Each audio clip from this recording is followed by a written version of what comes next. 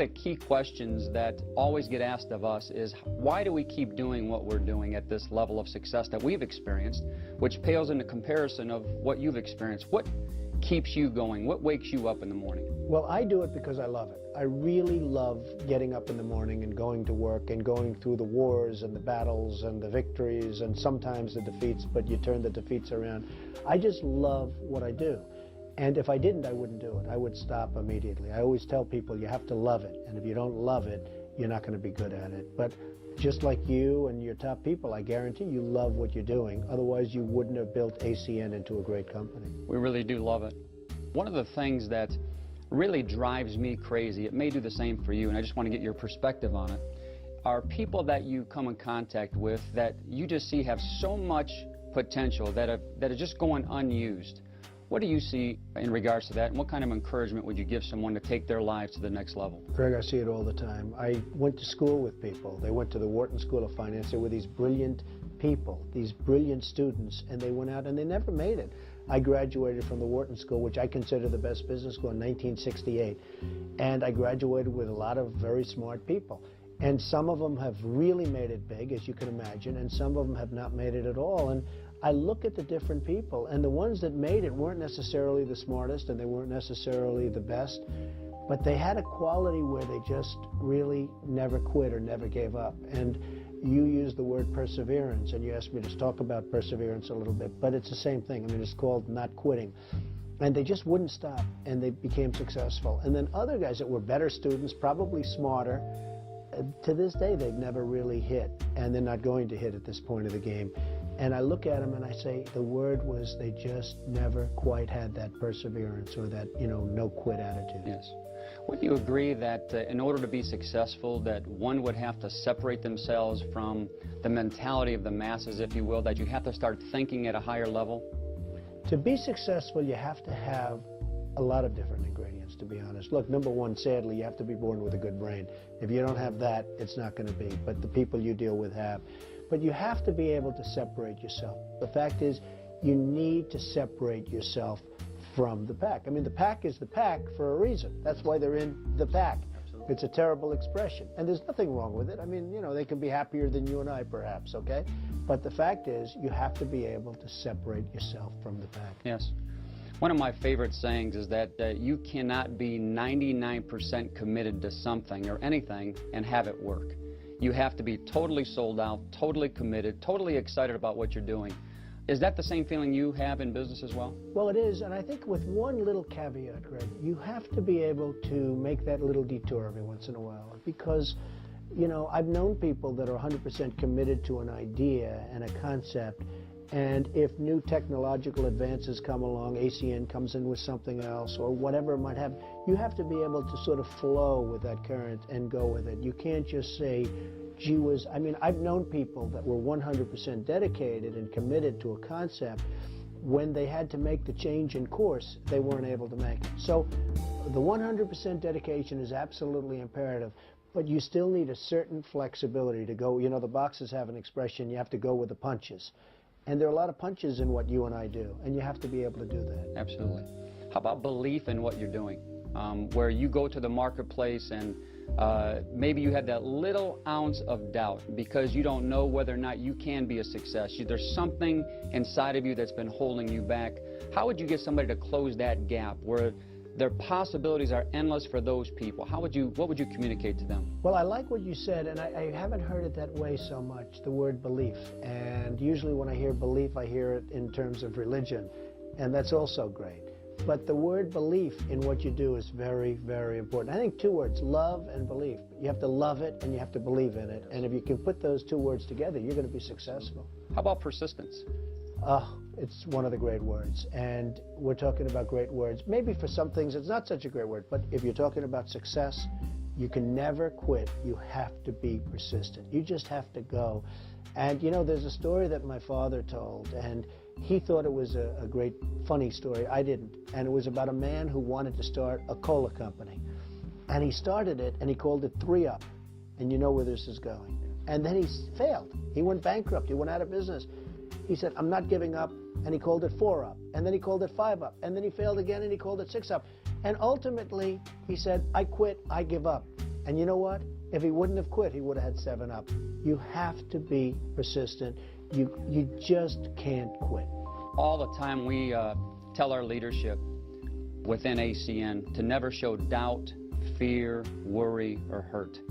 That the leader is the consummate person that people will always look towards for direction, guidance, and just general instruction on where they need to go.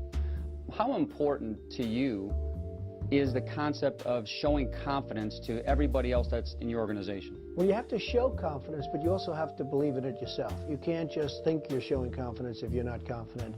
But I give the example sometimes with the word confidence, because it's very important toward leadership, of the lion tamer.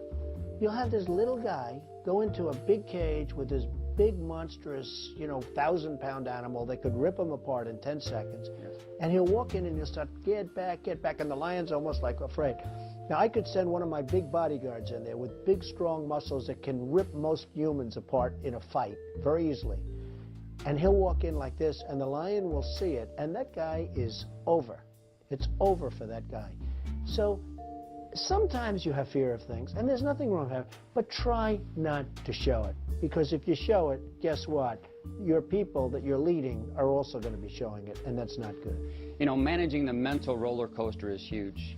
Every day we have peaks, we have valleys, we have a lot of different experiences that we have. And what we found are the people that reach the top, it's very easy for them to remain excited and positive, but how do you get them from when they're at rock bottom to get looking at that mountaintop again, to help them to be successful and to keep striving for success? Well, that's where the perseverance comes in. That's where you really need the perseverance. It's easy to be persistent and not quit when you're winning.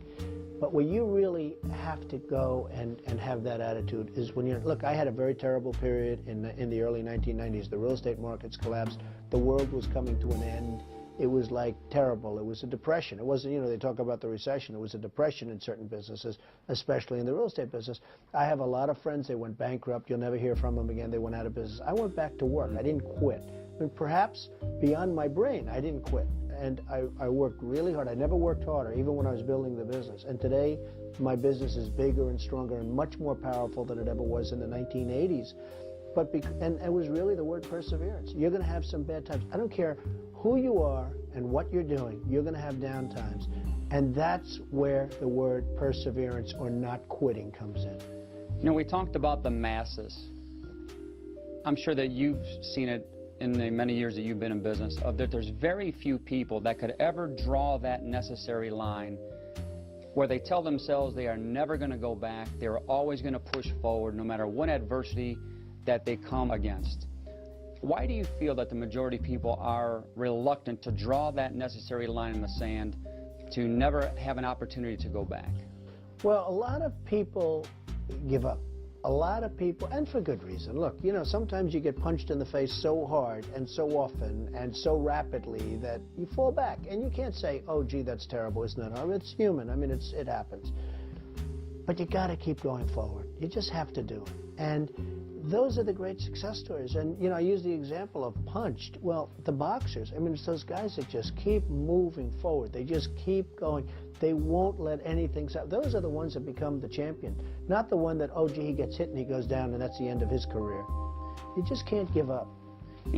Persistence really is a big thing, and I know we talked a number of times during our conversation during the course of the day. One of my favorite sayings is that the yeses will build your business and the no's will build you. And if you can go through enough no's, there's a great chance that you'll win. Just like, a successful baseball hitter, will strike out maybe 7 out of 10 times, but they get paid millions of dollars for doing that. What is your take on people being able to go through where normally people would just back off? How does someone continue to go through those necessary numbers? It's a very interesting question and statement, Greg, because it's really more of a statement than anything else.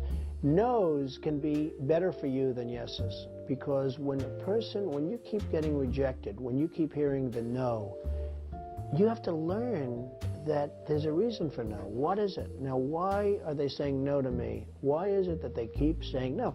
You have to figure it out, because you know what? If they say no and no and no and you keep saying no, maybe you're doing something wrong. You have to learn how to take that no and change it into a yes. So oftentimes it's those no's that can make a life a lot better than those yeses. You've written many books, and there's a number of things that you've spoken about in your books. You've shared a lot of wisdom, and I think that's admirable for you to be so successful in business, and yet being in a position to want to give back to people, to help them come along to possibly even where you're at. What was the motivation for you writing those books?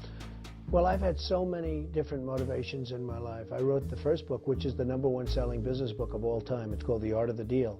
And I really wrote that because Cy Newhouse at the time owned Random House, and he came to see me and he said, would you write a book? And I thought he was crazy. And what it was is he put me on the cover of GQ. This was in 1987 or 88 or something. And he put me on the cover of GQ, and the magazine sold very well. And he came to see me. He said, you know, if a magazine sells well, a book is going to sell well. And, you know, you sort of put it together. That's sort of called business common sense. Cy Newhouse is one of the great publishers in the world, ever. And so I did a book called The Art of the Deal, and it became very successful. And I enjoy doing it.